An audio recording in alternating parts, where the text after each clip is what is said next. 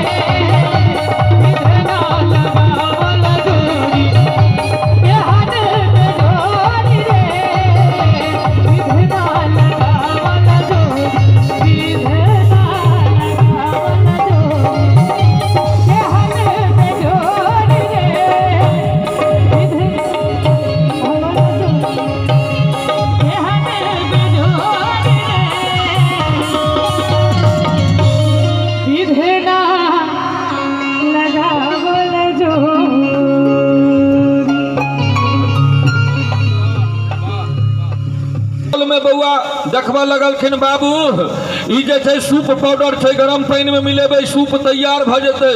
आगा देखलखिन milk powder छै गरम पानी में मिलेबै दूध तैयार भ जेतै। बूढ़ा अंत में पहुंचलखिन गेट लग में देखलखिन बेबी पाउडर।